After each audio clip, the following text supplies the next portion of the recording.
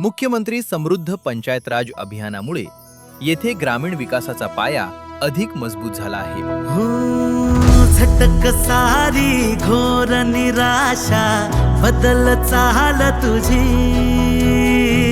नव्या उद्याची नवी उभा। माणगाव तालुका आज निसर्ग आणि विकासाचा समतोल साधत पुढे जात आहे। संपूर्ण तालुक्यात सीसीटीव्ही व्यवस्थेमुळे नागरिकांची सुरक्षितता अधिक बळकट झाली आहे। नवीन रस्त्यांमुळे गाव ते बाजार दळणवळण अधिक सुलभ झाले आहे। प्रत्येक घरासाठी स्वच्छ व सुरक्षित पिण्याचे पाणी उपलब्ध करण्यात आले आहे। कचरा व्यवस्थापनामुळे माणगाव अधिक स्वच्छ आणि आरोग्यदायी होत आहे। सौर ऊर्जेमुळे पर्यावरणपूरक विकासाला चालना मिळाली आहे। डिजिटल शिक्षणामुळे विद्यार्थ्यांचे भविष्य अधिक सक्षम होत आहे। माणगाव तालुका विकासाचं उदाहरण।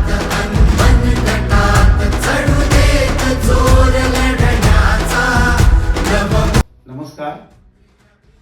आज आमच्या भाले गावामधले मी स्वतः दत्ताराम सीताराम खांबे ग्रुप ग्रामपंचायत भालेचे सरपंच म्हणून मी कार्यरत काम करत आहे।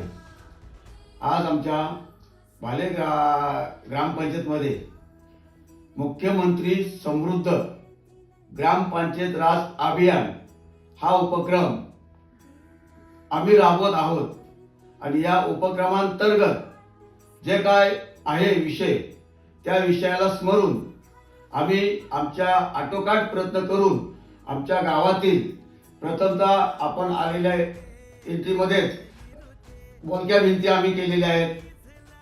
त्याचप्रमाणे साफसफाई स्वच्छता अभियान एक नंबर केलेलं की आपल्या गावात सुशोभीकरण आणि स्वच्छ टापांटिक प्लास्टिक युक्त आणि सगळ्या गोष्टीमध्ये एक नंबर केलेला गाव आमचा आज कार्यरत आहे।